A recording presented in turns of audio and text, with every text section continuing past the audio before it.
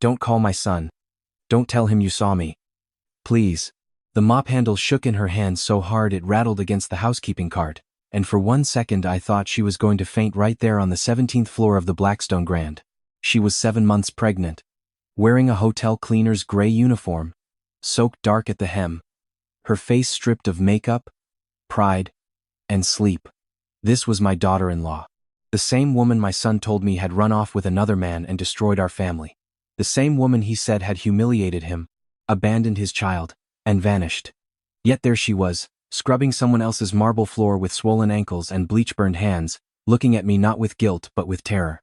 And when she whispered, "If Grant finds me, he'll finish what he started," the whole story I thought I knew split open down the middle.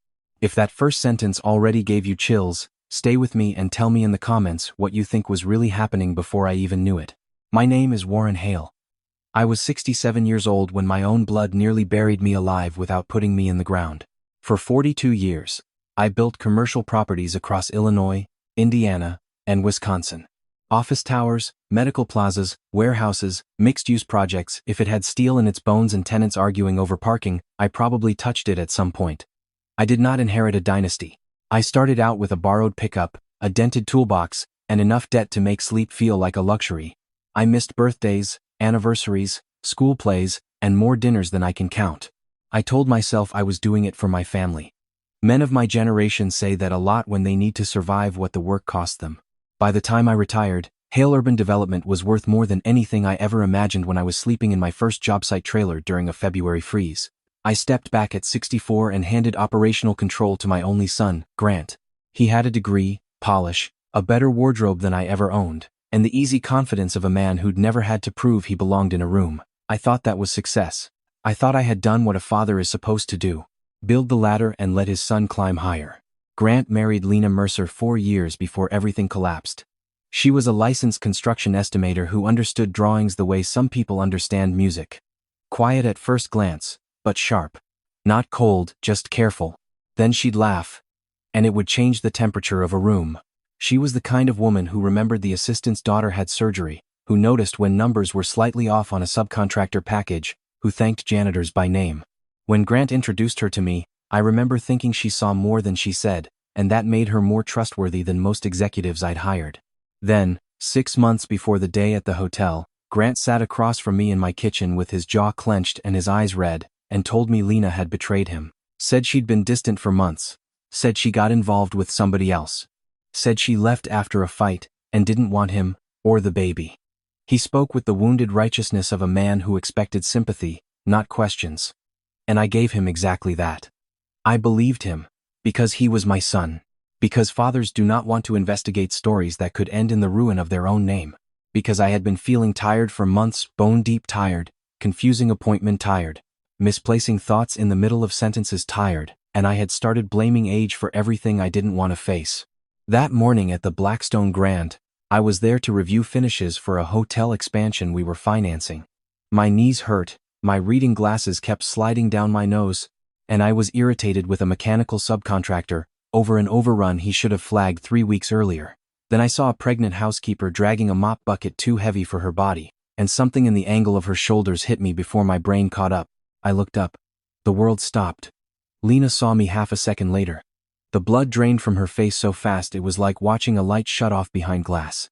She backed up, bumping into the cart. Her free hand flew to her stomach. Not protectively, exactly. Instinctively. The way people move when they have learned danger can come from any direction. I stood up so hard, my chair scraped across stone. Lena. She looked left, then right, then at the service corridor. Her first instinct was escape. Pregnancy and exhaustion made her slow. Fear made her fast enough to try anyway. I caught up to her at the push-bar door to the service hall. "Please," she whispered, before I could say another word. "Please don't call Grant. Don't tell him I'm here." I hadn't heard her voice in 6 months. I also hadn't heard fear sound that naked in a grown woman. "There's an empty conference room at the end of the hall," I said. "Come with me." "No. Lena." "No, Warren. If anyone sees us together, then they see us together. Come with me." Something in my tone must have cut through her panic, because after a second, she nodded once. I pushed the housekeeping cart into an alcove, opened the conference room, and waited until she stepped inside. She sat on the edge of a leather chair like she expected to be told to leave at any moment. Up close, I noticed everything I had missed from 15 feet away. Cracked skin over her knuckles, a yellowing bruise near her wrist, ankles swollen above cheap work shoes, and the deep exhaustion that no amount of sleep alone can fix. I took the chair across from her. "Tell me the truth." She stared at the table. "Tell me," I said again, more quietly. "And start wherever you need to." For a while all I heard was the hum of the vent and the rattling in her breath. Then she looked at me, and what she said next dismantled the life I thought I was living piece by piece. Grant had not thrown her out because she cheated. Grant had thrown her out because she found something she was never supposed to find. Near the end of last year, Lena had been helping reconcile year-end vendor summaries. Nothing unusual there. She'd done it before. Hale Urban had grown quickly under Grant, and he often bragged that Lena's eye for detail was useful when internal teams got sloppy, according to her. While tracing several recurring payments coded as consulting support, she found transfers to shell entities with vague names, registered addresses that led nowhere, invoice descriptions, copied almost word for word across quarters, and amounts structured just low enough not to trigger the extra review thresholds I put in place years ago. When she asked Grant what the payments were, he smiled and told her they were strategic advisory retainers I had personally approved. She said she planned to ask me about them the next day. Instead, Grant cornered her that night. He told her if she loved him, she would stop snooping. Then he told her, if she valued stability for the baby, she would sign a statement prepared by his attorney, claiming she had been experiencing episodes of paranoia, emotional volatility, and prenatal mental instability. He said it was only precautionary. He said he needed to protect himself in case she had a breakdown. He said if she refused, she could leave the house immediately, and not expect him to let her near the company again. I asked her why she hadn't come straight to me. At that, her mouth twisted not with disrespect, but with pain. "I was going to," she said. "Then I learned it wasn't just money." She told me about Vanessa Pike. I knew Vanessa as an external business strategist. Grant had brought in 15 months earlier when he pitched a modernization initiative. She was polished, expensive, always speaking in terms like streamlining and scalability. The kind of person who wore white after Labor Day because rules were for other people. Lena had found messages between Grant and Vanessa going back more than 2 years. Not business. Not even close. Romantic, conspiratorial, familiar in a way that made it clear. Vanessa was no recent consultant. She was a long-running affair, and more than that. She was the architect behind the fraudulent vendor network, moving money through my company. "How much?" I asked. Lena shook her head. "I couldn't prove the full amount before he locked me out. But it was already hundreds of thousands. Maybe more. And the pattern started before I was even married to him. I remember sitting very still after that. Some betrayals arrive with shouting. Others arrive like cold water filling your lungs. Then she told me the part that nearly stopped my heart. "It wasn't only the fraud," she said. "It was you." She said she had noticed changes in me long before I admitted them to anyone. Fatigue. Confusion. Slower processing. Little mistakes. Repeating questions. Drifting in the middle of conversations. I had blamed retirement, poor sleep, my age, maybe stress. She said one night she overheard Grant and Vanessa in the downstairs study when they thought she was upstairs showering. Vanessa joked that the old man was finally foggy enough to stop reading anything. Grant laughed. Then he said something about my evening chamomile. At first, Lena thought she misunderstood. Then Vanessa said, "As long as the dose stays low, no one's going to call it poisoning. He's old. Warren's already forgetful. And by the time anyone asks questions, Grant'll have every signature he needs. My name." Their plan. Spoken casually. I don't remember moving for several seconds after Lena finished. "Are you sure?" I asked. She looked me dead in the eye. "I left because I was sure." She explained the rest in a flat, exhausted voice that made it worse, not better. She refused to sign the statement. Grant took her keys, deactivated her phone on the family plan, and had building security at our downtown condo told not to let her back in if she came alone. He told mutual acquaintances she'd become unstable. He hinted she was abusing sleep medication. He spread just enough poison to make the truth sound hysterical if she ever tried to say it out loud. Then he threatened her with fabricated internal records that would make it appear she had stolen company materials and accepted kickbacks from suppliers while she worked part-time on bid packages. "Why are you here?" I asked. "At the hotel?" "Yes." She gave a tiny, Bitter laugh. Because people need money before they need dignity. She'd been hiding with a former coworker until that woman's lease situation changed. The hotel job paid cash supplements for overnight shifts and asked fewer questions than offices with background checks. She kept to service floors, avoided public areas, and prayed Grant would never think to look for her pushing a mop cart in a place where his father had investor meetings. Then she said something so quietly I almost missed it. I didn't think your son would stop at ruining me. I thought if he knew where I was, he'd take my baby. I drove home in a blur I can't fully reconstruct. I sat in my car in the garage for 10 minutes, with both hands on the steering wheel, breathing like I had just outrun something. The fluorescent light buzzed overhead. My pulse was pounding in my gums. My son was stealing from me, conspiring with his mistress, and, if Lena was right, slowly drugging me so I would sign whatever he put in front of me without understanding it. I called my primary care doctor from the garage. I need a full blood panel, I said. Today if possible. Include liver function, kidney function, toxicology, everything. He heard something in my voice and didn't argue. That night was Wednesday. For the past year, almost every Wednesday, I had dinner at Grant's lakefront townhouse. Not out of sentimentality, necessarily. Habit. Family theater. The kind of ritual wealthy people perform so they can say they still eat together. Vanessa was there when I arrived, wearing cream silk and a smile with no warmth in it. She said Grant had stepped out to take a call and offered me tea. Chamomile, like always. I took the cup. I lifted it to my mouth. I let enough touch my tongue to taste the honey and the grassy bitterness beneath it. Then I set it down on a side table and, when no one was looking, transferred what remained into a small sample jar I'd tucked into my overcoat pocket before coming over. Grant arrived 2 minutes later. Kissed Vanessa's temple in a way he must have forgotten could ever be seen as evidence, and clapped my shoulder. You look wiped out, Dad. You sure you're okay? There are moments when language becomes pure theater. Mine did. I've been feeling my age, I said. He nodded sympathetically. Vanessa slid my dinner plate closer, with fingers steady as a surgeon's. 3 days later, my doctor called while I was at my personal attorney's office reviewing an unrelated trust amendment. Warren, he said, and his tone told me before his words did. I need you here this afternoon. I went. The blood work showed elevated levels of a sedating compound not prescribed to me and not consistent with any over-the-counter supplement I reported taking. Not a dramatic movie toxin. Something subtler. In small, repeated doses, it could produce chronic fatigue, slower cognition, poor concentration, dizziness, mild confusion, and liver. My doctor also tested the T sample. It contained the same substance. Continued exposure for another year could have caused serious damage, he said. This pattern is consistent with repeated administration, not accidental contamination. He asked whether I wanted him to notify authorities immediately. I told him I needed 24 hours. That was the longest night of my life. I walked Michigan Avenue in the cold like a man who'd forgotten where home was.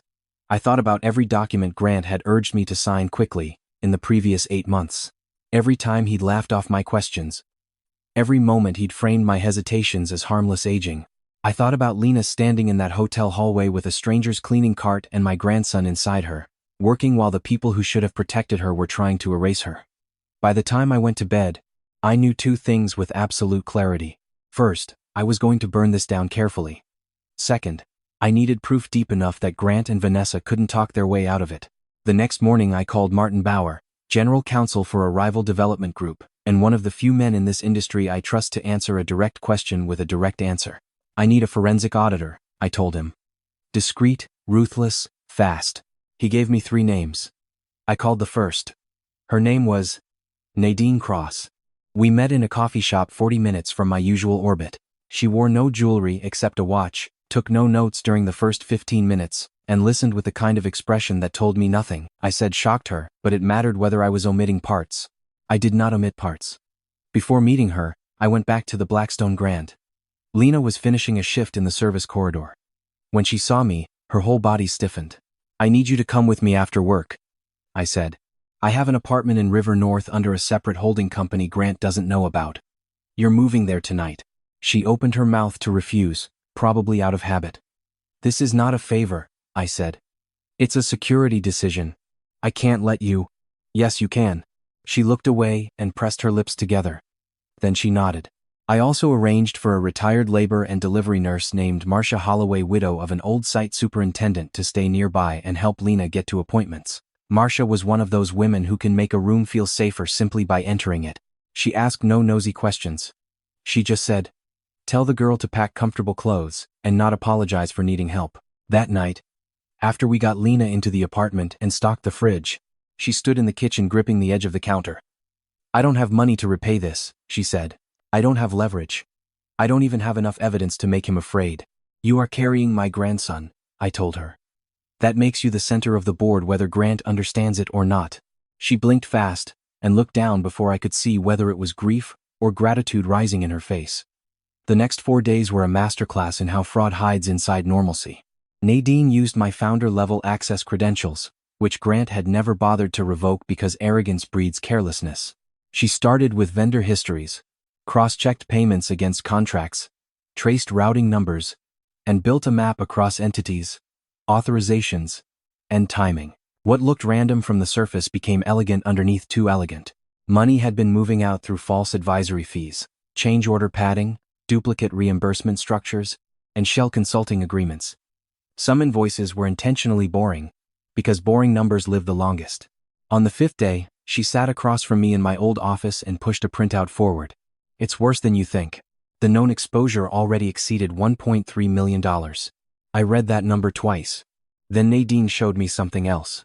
Several of the shell entities connect Bortis to a private investment vehicle tied to Malcolm Dyer, my former partner from 30 years ago. Malcolm and I split after he tried to bury labor overcharges inside a public project and expected me to back his story. I forced him out. He never forgave it. According to Nadine, Vanessa had old consulting ties to one of Malcolm's portfolio companies. Grant wasn't just a greedy fool in an affair. He had become the front door for a grudge that had been waiting decades to collect. I should say this plainly. There is a special kind of sickness in learning your son didn't merely drift into corruption. He let himself become useful to it. I was still processing that when my phone rang after midnight. It was Lena. Her water had broken. By the time I reached the apartment, Marcia was already there with a hospital bag, and the calm authority of someone who has no patience for panic. Lena was pale, hair damp with sweat, one hand braced against the wall as a contraction rolled through her. She looked up and tried to apologize for the timing. "Do not apologize to me while you're in labor," Marcia snapped before I could answer. That got the smallest laugh out of Lena, which felt like a miracle. I drove. Marcia sat in the back with Lena. Every red light felt personal. Between contractions, Lena told me something she hadn't said before. Grant had threatened not only to label her unstable but also to present forged internal logs, making it look as if she diverted specialty materials from several hospitality projects to resell them through a relative. If she went public, he said, he would bury her under both civil claims and a custody narrative that painted her as a liar, motivated by revenge. He said no judge gives a newborn to a woman, with no stable address and a record of theft, she whispered. I gripped the steering wheel harder. Then he miscalculated how much I'm willing to put in front of a judge. At Northwestern Memorial, the nurses took Lena back and told me to wait. I have sat through financing crashes, labor strikes, emergency concrete pours, and one near-catastrophic crane failure in 1998. None of those hours felt as long as the 2 hours and 19 minutes outside that delivery room. When the doctor finally came out smiling, I nearly buckled from relief. "A healthy baby boy," he said. "Mom's exhausted, but stable." I went in after they settled her. Lena was propped against white pillows, her face hollowed by labor and glowing with the kind of disbelief that only comes after surviving pain you can't back out of. The baby was small, red, furious, and perfect. I stood beside the bed without speaking for a while because every sentence in my head felt too crude for that room. "He's got your stubborn mouth," I finally said. Lena actually smiled. I held out one finger.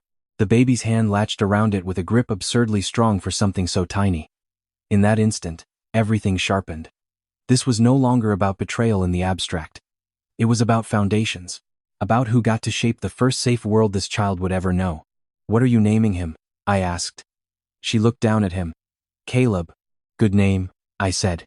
It was. Solid. American in the old-fashioned way. A name that sounded like it could endure weather. The next morning, I stopped hesitating. Nadine finalized the audit packet. My physician prepared formal toxicology findings and chain of custody documentation for the T sample. My attorney, Russell Vane, took a full statement from Lena in the hospital with Marcia present as witness and asked only the questions that mattered. He then coordinated with a white-collar prosecutor I had once served beside on a hospital expansion board. By noon, we had the skeleton of both a criminal referral and an emergency corporate action plan. Russell also asked the question no father wants spoken aloud. If this proceeds, are you prepared for the possibility that Grant serves time? I answered without pause. Yes. That answer did not mean I stopped loving my son. It meant love was no longer going to be mistaken for permission. We moved fast because speed is often the only leverage honest people have once dishonest people realize they're seen. I called Grant that afternoon. I need you at headquarters tomorrow at 10, I said. Board paperwork. Non-negotiable. He made a joke about me becoming demanding in retirement. 10. I repeated. He came on time. He also brought Vanessa. That told me everything. He still believed he controlled the narrative. He still believed my confusion could be activated on cue. He still believed the old man he'd been drugging would fold under pressure and second-guess himself. Russell arrived first. Nadine was already in the conference room, documents stacked in precise order. We had internal cameras running, 2 additional witness affidavits secured, and a timed release set with an outside digital custodian, so that if something happened to me, the files would go to the prosecutor, the board's independent director, and my banker automatically, by 6 p.m. Grant entered with that smooth confidence men wear when they think their grooming counts as credibility. Navy suit, watch too expensive for a man on salary, phone face down on the table like that made him look serious. Vanessa sat beside him, crossing her legs carefully, scanning the room in one sweep. She noticed Nadine. She noticed Russell. Her expression shifted a fraction. Dad, Grant said. What's all this? I slid the first packet toward him. Read. He smiled, almost indulgently, and opened the folder. He read the audit summary first. I watched the blood drain from his face in stages. Then came the vendor maps. The payment chains, the authorization logs, the side-by-side signatures, the metadata pools. He stopped on page 12, looked up, and attempted the first lie. There has to be some misunderstanding. Keep reading. Vanessa leaned toward him. He angled the pages away, which was instinctive and useless. The toxicology report came next. That was the page that broke the performance. Grant's eyes moved faster, then stopped. Vanessa reached for the file. He didn't let go quickly enough, and the paper tore at the corner. Russell said, Miss Pike, you'll have your own copy in a moment. Grant looked at me, and I recognized the tactic before he spoke it. He'd used it before, only now I could hear the machinery. Dad, you've been under stress. We've all noticed. If someone put something in your tea, maybe we should be talking about the household staff or... I slammed my palm flat on the table, so hard the water glasses jumped. For the first time in months, my voice sounded fully like mine. Do not insult me by pretending I still don't know what you are. Silence hit the room. Grant blinked. Vanessa straightened and tried to recover first. Warren, emotions are high. I think everyone should slow down before making accusations they can't walk back. Nadine slid her own binder open. The accusations walk themselves. The evidence is excellent. I looked at my son and said every word clearly enough that he'd hear it in his sleep for years. You forged authority lines using my credentials. You diverted over $1 million from a company I spent 4 decades building. You threatened the mother of your child to keep her silent. You coordinated false mental health documentation to discredit her. And you administered a sedating compound to me repeatedly so I'd sign whatever you put in front of me while blaming age for the damage. Grant's mouth opened. Closed. Opened again. That's insane. No, I said. It's documented. Then, I pushed a second folder across the table, printouts of his messages with Vanessa, extracted from backups Lena had once enabled on a shared desktop before he changed the passwords. Not enough to tell every detail. More than enough to anchor intent. Grant flipped pages. His breathing changed. Vanessa finally snapped. Those are out of context. Russell spoke without raising his voice. Context improves our case. Grant turned toward me with a look I had seen on him only once before when he was 14 and got caught stealing exam answers from a friend's backpack. At 14, shame had been enough to stop him. At 41, it had evolved into rage. She turned you against me, he said. I laughed. Not because anything was funny, because some lies deserve contempt more than rebuttal. She saved you from killing me slowly. I said. You just mistook that for betrayal. He stood up so quickly, his chair screeched backward. "You don't know what it's like," he shouted. "Living under your shadow. Every meeting. Every investor. Every damn project. What would Warren think? How did Warren do it? Can Grant close like Warren? I built my own relationships. I scaled what you handed me. I made this company bigger than you ever could." "There it is," Vanessa said softly, too late, realizing she had said the quiet part out loud. Grant's face flashed with panic at her interruption. Russell pressed a button under the table. The conference room door opened. 2 financial crimes detectives entered, followed by a uniformed officer. The room changed temperature instantly. Grant looked from them to me. "You called the police?" "This morning," I said. After the criminal referral was filed, Vanessa stepped back from the table, as if distance might unmake causation. The lead detective identified both of them, informed them of the warrants connected to fraud, conspiracy, and related financial crimes, and advised them that additional investigative steps were being taken on the suspected poisoning matter. Grant kept staring at me like the ending had deviated from the version he believed he was entitled to. As they moved toward the door, he said, the one line I had dreaded without knowing it. "You'd do this to your own son?" I stood. "No," I said. "You did this to yourself. I'm just the first person who stopped protecting you from it." They took him out in handcuffs. I wish I could tell you I felt triumphant. I didn't. What I felt was cleaner and heavier than that. Final. The days after the arrest were full of the kind of work nobody romanticizes. Statements. Preservation notices. Banking contacts. Emergency board action. Insurance counsel. Press management. Project lenders who needed reassurance that Hale Urban would survive without contagion. Nadine found offshore transfers, a side letter hidden behind a consulting amendment, and several dormant entities seeded for future use if the first fraud channels ever attracted attention. The more we uncovered, the clearer it became that Grant and Vanessa had planned not just to skim but to position the company for a controlled siphoning of assets while discrediting anyone close enough to stop them. Malcolm Dyer's connection never became the headline, but it was real enough to matter. His vehicle insulated him from direct exposure, but enough threads led back through advisory relationships to make me understand the larger design.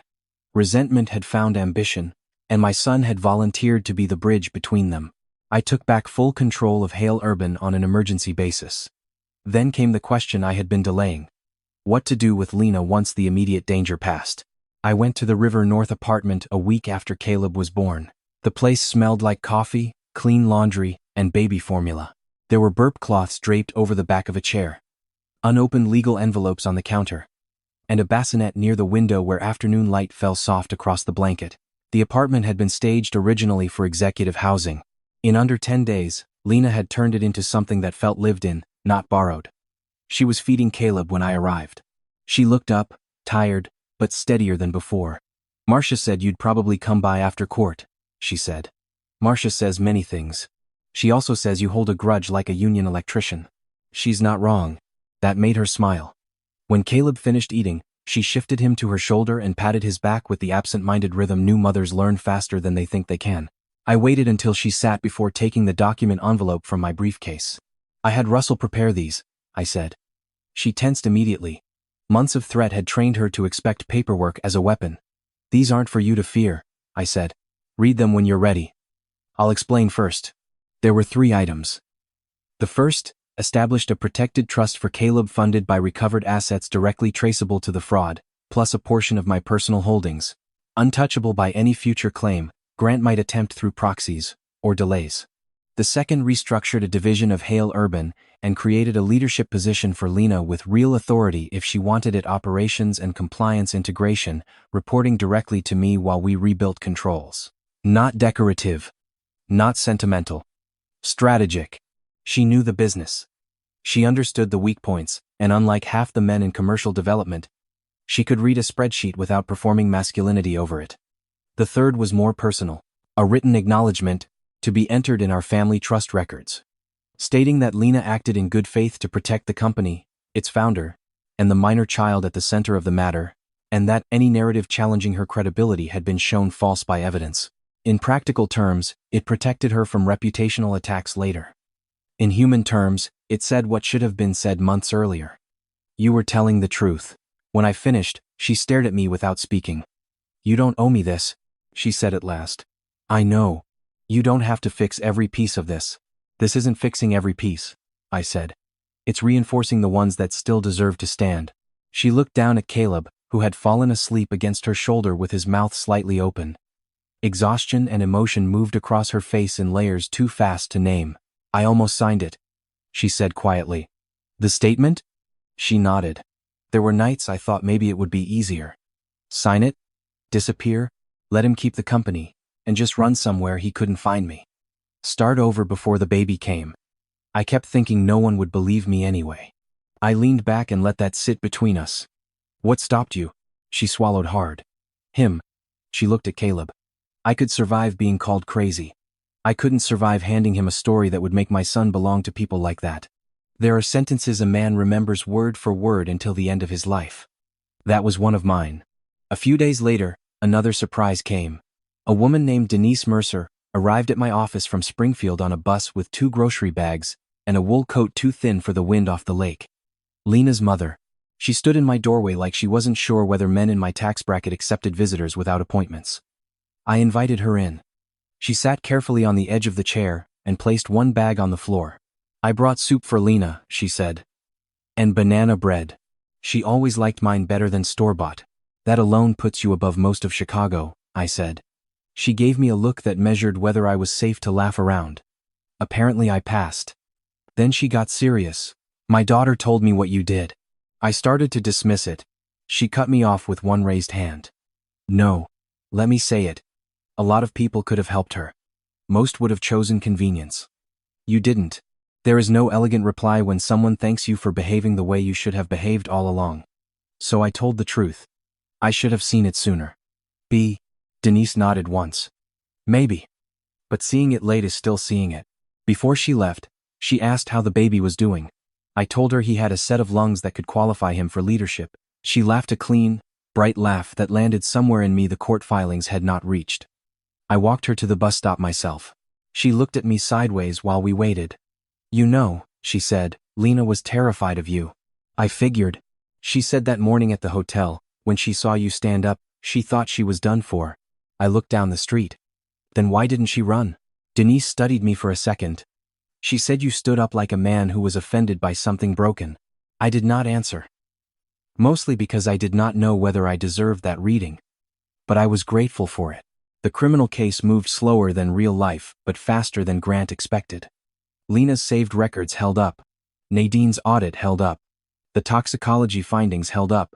So, did the testimony from a private pharmacy consultant Russell hired to explain the sedating compound's effects and why the dosing pattern could not reasonably be accidental. Grant's defense tried the usual routes.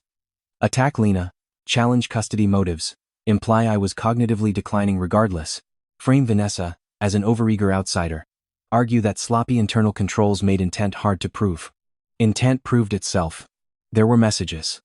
Calendar overlaps. Draft agreements. A deleted memo recovered from Vanessa's laptop discussing legacy transition vulnerabilities. Enough vanity in their own words to hang them. Grant took the stand against counsel's advice. That was the moment I knew whatever remained salvageable in him was buried deep. He did not apologize. He did not break. He did what weak men with expensive lawyers often do. He narrated himself as pressured, misunderstood, driven by impossible expectations. He suggested he only moved money temporarily to stabilize cash flow between developments. He implied Vanessa manipulated him. He tried, unbelievably, to suggest Lena's pregnancy made her emotionally erratic and caused her to misinterpret conversations. When the prosecutor confronted him with the draft mental health affidavit and the tea supply purchases routed through a personal assistant he controlled, the courtroom air changed. People do not need legal training to recognize cruelty once it is visible. Vanessa fared worse. She had always mistaken composure for invincibility. Under cross-examination, her certainty developed hairline fractures. Then one answer contradicted a digital timestamp. Then, another contradicted banking evidence. By the time court adjourned that day, her elegance looked theatrical rather than persuasive. Malcolm Dyer never sat at the defense table. He was too insulated for that. But when his name surfaced in testimony related to back-channel consulting relationships, I watched him in the gallery during one pretrial hearing. He was 10 years older than the man I remembered, and wearing the same expression. The contempt of someone who thinks getting caught is for less intelligent people. If age had improved him, it hid the evidence. During those months, real life continued around the case in smaller, more important rhythms. Caleb gained weight. Lena slept in fragments and learned to function anyway. Marcia became an honorary general in the war effort, dropping by with casseroles, pediatric advice, and commentary no one asked for but everyone benefited from. Russell joked that if she'd been available when we filed the initial complaint, we could have shaved 3 weeks off the timeline through fear alone. Lena started coming into the office twice a week once Caleb's pediatrician said his early weight concerns were resolved. At first she only reviewed internal process maps and flagged gaps Nadine had already identified. Then, she rebuilt vendor approval protocols, separated payment authority lines, and caught 2 legacy accounting habits that weren't criminal but were sloppy enough to become future problems. She didn't grandstand. She just made systems cleaner. Good people often do the most dramatic work quietly. The staff response to her return told me more than any employee survey could have. Receptionists straightened when she walked in. Project coordinators visibly relaxed. The accounting manager, who had stayed neutral during the chaos, brought her coffee the first morning, without being asked, and lingered long enough to say, "It's good to have someone around who still reads things before signing them." Lena nearly laughed coffee through her nose. So did I.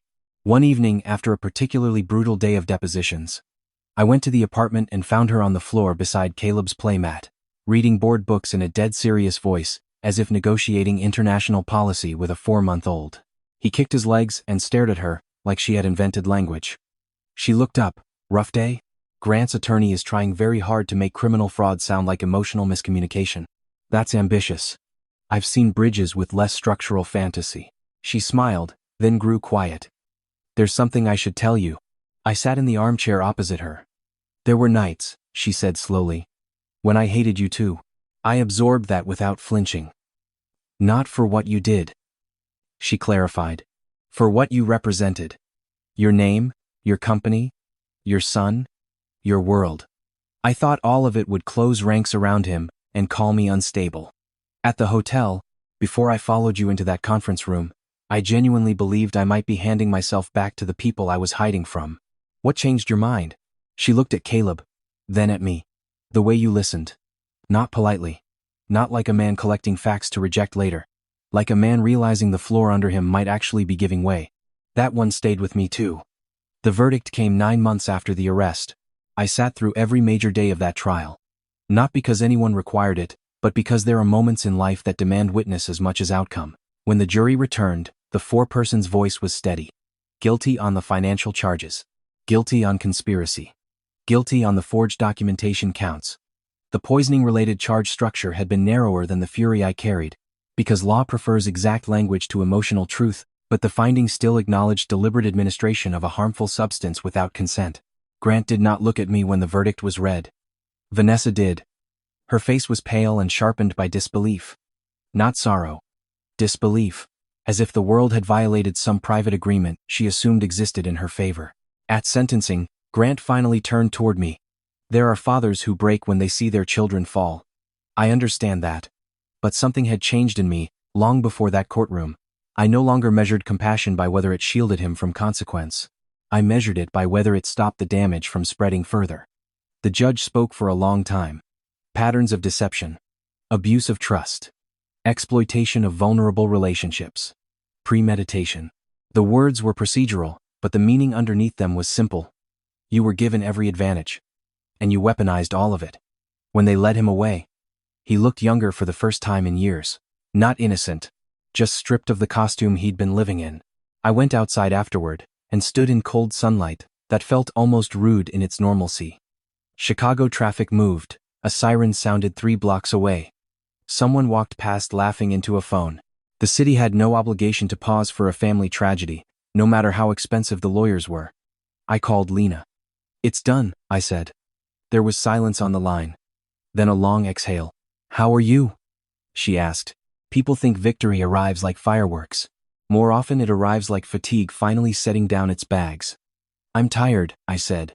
"But I'm clear." "Come by later," she said. "Caleb started recognizing your voice." That sentence hit me harder than the verdict. By then, the apartment no longer made sense as a temporary refuge. So I made another decision. I owned a brownstone in Lincoln Park that I had kept mostly as an investment property and occasional executive lodging. 4 bedrooms, small garden, better light than most of the glass boxes people overpay for along the river. I transferred it into a family housing trust structured for Lena and Caleb's use, protected against outside claims and insulated from anything Grant's remaining allies might try later. When I told Lena, she looked almost angry. "That is too much." "No," I said. "Too much was what he tried to take from you. This is called enough." She paced the kitchen with Caleb balanced on her hip, thinking. She had gotten stronger physically by then, but the habit of bracing against surprise had not fully left her body. "I don't want to live the rest of my life as a charity case," she said. "Good," I answered. "Neither do I. That's why this isn't charity, it's infrastructure." She stopped pacing. "You really talk like a developer even in emotional conversations." "I have range, but not infinite range." That got a laugh out of her and, eventually, agreement. Moving day was chaos in miniature. Denise came up from Springfield again. Marcia commanded the packing process as if leading a battalion.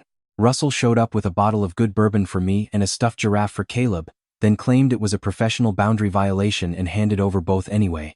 By evening, boxes were stacked. Caleb's crib was assembled, and Lena stood in the new nursery with one hand over her mouth. "It feels dangerous to feel lucky again," she said. I understood that better than she knew. "Then don't call it lucky," I said. "Call it earned." The company's rebuild took another year. We restructured debt exposure, unwound contaminated vendor relationships, replaced half the internal approval framework, and exited one over-leveraged hospitality project. Grant had chased purely to impress people whose admiration was never going to save him. Lena became indispensable fast enough that even the board members who initially saw her as a symbolic appointment had to adjust. She asked hard questions without dramatics. She had no appetite for vanity spending. She remembered what fear felt like, which made her intolerance for preventable risk unusually sharp. The first time she shut down a glossy but undervetted joint venture proposal in a board meeting, one of our outside directors, a man who had once referred to her as Grant's ex-wife situation, in my hearing, tried to patronize her with a comment about being understandably cautious. Lena replied, "No, Richard. I'm numerate." I nearly choked on my coffee. Caleb grew from a furious newborn into a toddler with suspiciously good balance and the attention span of a squirrel in a hardware store. He liked trucks, wooden blocks, and any object that made adults say, "That is not for babies." The first time he toddled through my office with a yellow plastic excavator in one hand. Half the staff stopped pretending they weren't watching. One of our site managers crouched down and asked him if he wanted to learn heavy equipment. Caleb hit him in the shin with the excavator, which felt on brand for the Hale bloodline. If there was a final twist in all this, it arrived where I least expected it. Not from a courtroom. Not from a financial statement. From a dinner table. About 18 months after the arrest, Denise stayed overnight in the Lincoln Park house because a snowstorm made bus travel foolish. Lena put Caleb down, Marcia had already gone home, and the three of us ate reheated lasagna in a kitchen that finally sounded like a family lived in it. Real family, not performance family. Denise watched me rinse plates. "You know," she said, "Lena's not afraid of you anymore." Comforting. "She respects you." I set a plate in the rack. "That's more than I deserve from how I started." "Maybe. But not from how you finished." That word sat with me. Finished. I had spent most of my life thinking endings were about winning or losing, holding or surrendering, keeping or being taken from. But what actually finished here was simpler. An illusion ended. A pattern ended. A silence ended. And in the space left behind, something sturdier had room to begin. That winter, I rewrote my estate plan completely. Not out of vengeance. Out of alignment. Grant's inheritance was lawfully restricted to what could not be altered under prior instruments, and even that was placed behind controls so tight he'd have to live 3 lifetimes to manipulate them. Caleb's trust expanded. Lena's equity stake formalized. I also established a foundation arm through Hale, Urban focused on legal and temporary housing support for pregnant women facing financial coercion or reputational abuse in family-controlled business disputes. Russell told me it was the most aggressively specific charitable mission statement he had ever drafted. I told him expertise should be applied where it hurts. As for Malcolm Dyer, he never fully paid in a criminal sense. Men like him often die with reputations more polished than their conscience deserves. But business has its own ecology. Investors stopped answering as quickly. Old allies became careful. A planned deal failed. Another quietly dissolved. Sometimes justice comes robed. Sometimes it comes as doors no longer opening. I saw him one last time at an industry memorial. He approached me near the coat check with a bourbon in one hand and age collecting around his eyes. "You look well, Warren." "I sleep better." His mouth twitched. "You always did prefer moral clarity to profit." "No," I said. "I preferred profit I could look at in daylight." He smiled like he still thought cynicism made him wise. It didn't. It made him old. Then I walked away. The strongest payoff, though, wasn't any of that. It was an ordinary morning. Caleb was almost 3. Lena had a zoning committee hearing downtown and dropped him at my house, before 8 with one mitten missing and cereal dust on his jacket. He charged into my kitchen demanding blueberries, and announcing, for no reason, that dump trucks are serious workers. I gave him blueberries. He sat at my table swinging his legs and told me, with total solemnity, that when he grew up, he was going to build houses nobody can get kicked out of. Children say things they don't know are verdicts. I stood at the counter with my coffee, and had to turn away for a second because that sentence landed so hard I could feel it in my chest. Lena came back that evening after the hearing and found Caleb asleep on my couch, one sock off, toy excavator on his stomach. She bent to lift him, then stopped. "Leave him," I said. "He fought a long battle against lunch." She laughed softly. Then she looked around the room, the framed site photos, the old blueprints, the toy truck by the fireplace, the legal folders stacked neatly beside a bowl of apple slices, because my life had somehow become both very organized and covered in toddler evidence. "This feels like home to him," she said. I answered before I could overthink it. "It is." She looked at me for a long second, and there was no fear in it anymore. Not debt. Not gratitude sharp enough to wound. Just recognition. That matters more than most people understand, because the true center of this story was never the fraud. Not really. Not the money, not the courtroom, not even the poison in my tea. The center was the question hidden underneath all of it. When the lie finally cracks open, who do you become in the space that truth creates? My son answered that question by choosing himself over everyone weaker than him. Lena answered it by protecting her child when she had no reason to trust that truth would ever rescue her. And I answered it late but not too late by deciding that blood does not outrank decency, that family is not whoever shares your name, and that the job of a foundation is not merely to hold weight. It is to hold the right weight. I still think about the hotel hallway sometimes, about the shine of that marble floor, about the gray uniform hanging loose over Lena's pregnant body, about the way she looked at me like I might either save her or finish destroying her. People imagine life-changing moments announce themselves with music. Mine arrived under fluorescent lighting beside a housekeeping cart with one bad wheel. If I had looked down at my paperwork and let her pass, I might be dead by now. Or alive in the most technical, humiliating sense, drugged, confused, professionally erased. My company gutted around me while people told me decline was natural. Instead, I stood up. That is all. That is everything. Some nights, after Caleb falls asleep in the guest room at my house because he insisted, Grandpa Warren's blanket is faster. I sit in the den with the lights low and think about the men I used to admire. Hard men. Productive men. Men who could close deals, absorb pain, and keep moving. I used to think strength lived there. Maybe some of it does. But now I think the rarer strength is different. It's the willingness to see the truth, when seeing it costs you your favorite illusions.